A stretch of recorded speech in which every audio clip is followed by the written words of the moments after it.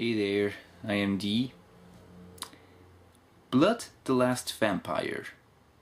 Granted, the story may be far from original. I mean, dealing with a certain group of monsters by using one of their own.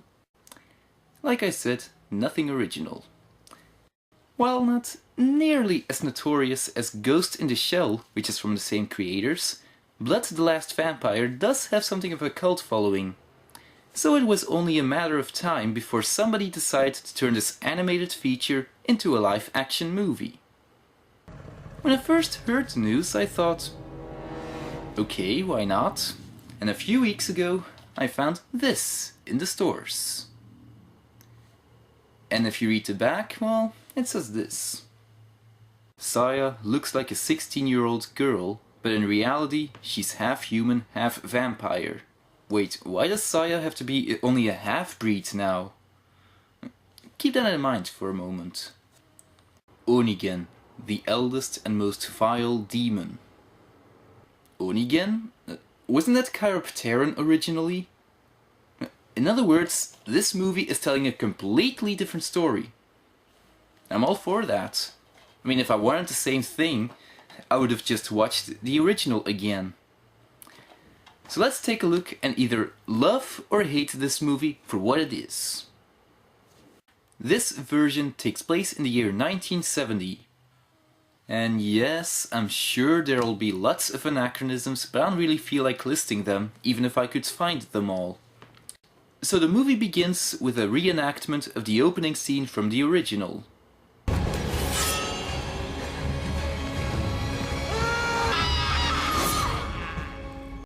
And of course, her meeting her bosses afterwards. There ain't no bloodsucker in there. He's human. It didn't have time to transform, that's all. You gonna take her word for it? What if she just screwed up? Do I even have to ask if you can spot the villain here?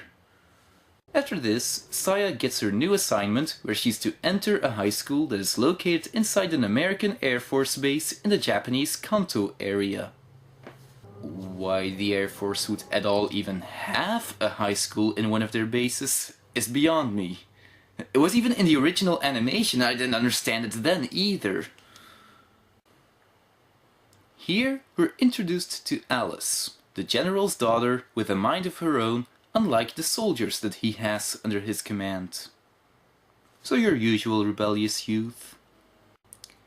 Meanwhile, Saya receives a not-so-warm welcome by two more obvious villains. I can't believe they let a Jap enroll here. Oh, next thing you know, they think they own the place. Need I remind you girls that you're in Japan? After that, the students are taking kendo class. Hang on! So it's a problem to have Japanese people inside the building, yet not a problem to teach them Japanese martial arts? Don't you just hate inconsistencies? So with Alice not being good at the sport, the coach asks her to spar with the bad girls. A situation which the girls like to take advantage of, with real swords. Are you insane?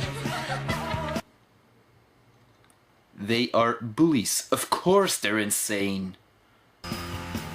And Saya is there to save the day. If you had that thing under your arm and then slowly took the sword out, that would have been in the least bit intimidating. But this is just unnecessarily goofy. So her interfering reveals those girls to indeed be vampires.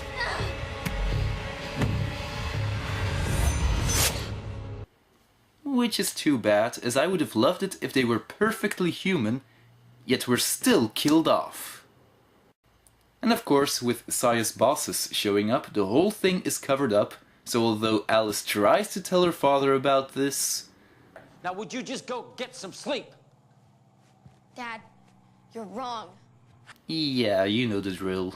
If there were to be On a more positive note, the general is suspicious enough to look into Saya's bosses, but that doesn't stop Alice from being rebellious once again. Somehow killing two girls was enough to draw the main villain, i.e. Onigen's, attention. Why? We then cut to Onigen arriving at a hotel where we're supposed to see how evil she really is. I'm sorry, I know this is supposed to be dramatic and whatnot, but the visual effects used for this makes this more laughable than anything else. This is not good, is it?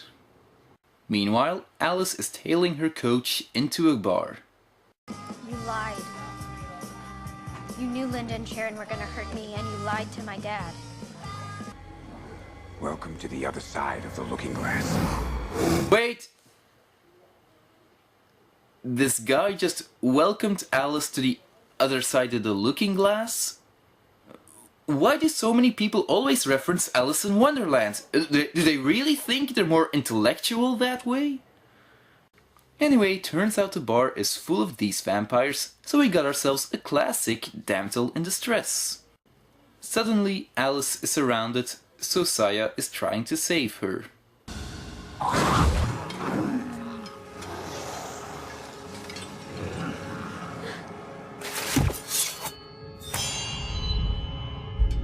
Okay, here that works. Earlier it was just plain goofy, whereas here it still is. But here it's a preparation for what's to come.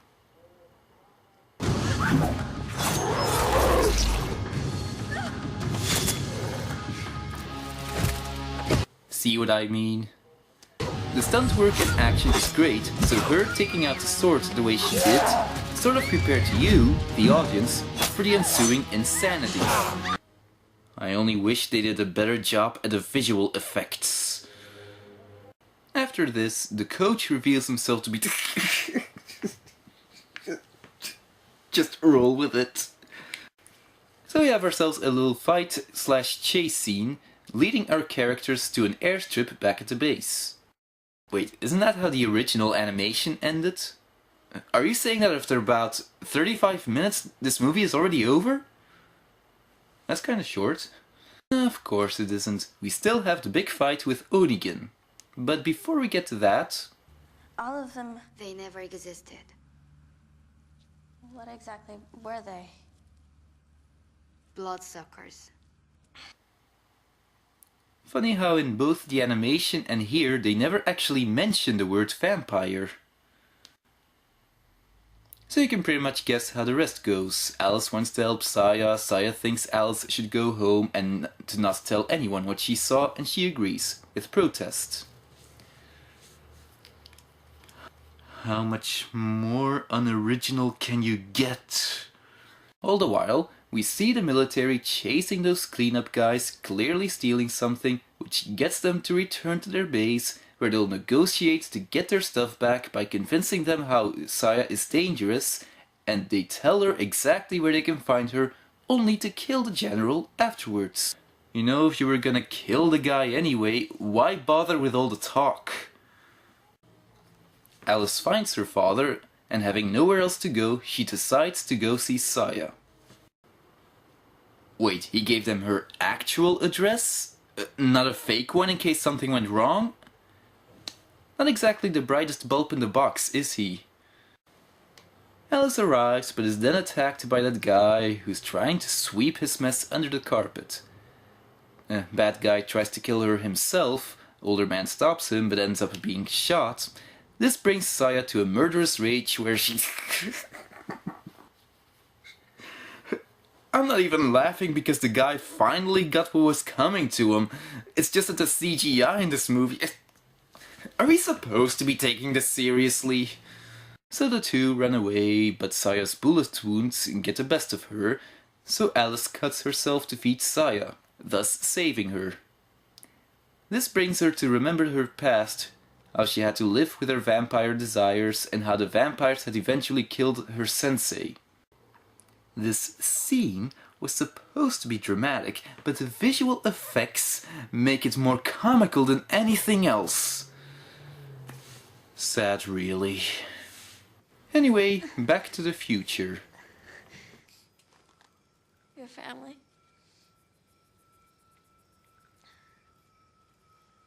My mother. I never knew her. Oh really? You never knew her? Wanna bet $1 million that Onigen turns out to be her mother? Back to the story. Promise me one thing also. Never doubt yourself. Well, I'm sure this will be relevant later in the movie, right? So then Saya and Alice are attacked by Onigen's personal minion, and after quite a scene they end up at the bottom of a ravine, leaving them...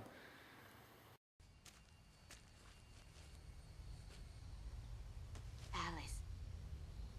Alice. wherever this is. Did they die and are now in purgatory? Did someone save them at the last second and brought them here? Are they somehow dreaming the same dream? What is going on here? Well, since the movie won't bother to explain that, we instead have Saya meet Onigen, revealing herself to be her mother. What a twist! I mean, it's nothing we haven't seen before, right? Except here, and here. You know what? Screw it. Let's just wrap this thing up. Saya defeats Onigen, has some kind of spaz attack where you'd expect her promise to Alice to become relevant, but it doesn't. After that, Alice wakes up finding Saya to be gone. So, all this took place in their heads? Well, if so, then is Onigen even really dead? Of course we don't get an answer. This movie is awful. It brings nothing new, its effects are laughable, the story makes no sense, and the title is a complete lie. I mean, in the original it made sense that Saya is called the last vampire because, well, okay, there are other vampires besides her, but it is explicitly mentioned that she's the last one of her kind. So all other vampires are of a different variety. Here, she's not the only one of her kind, and even then, she's not even a full vampire.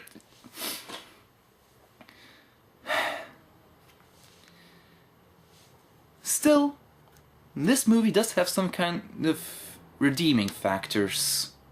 It was more fast-paced, had more action, and there was a clear indication that Saya even is a vampire. In the original, all we got was a very old picture with her on it, whereas here we actually see her drinking blood. So whatever the original lacked was improved here, but whatever made the original good was completely demolished. Right now I'm hoping they're not planning on making a sequel. This was D. I'm signing off.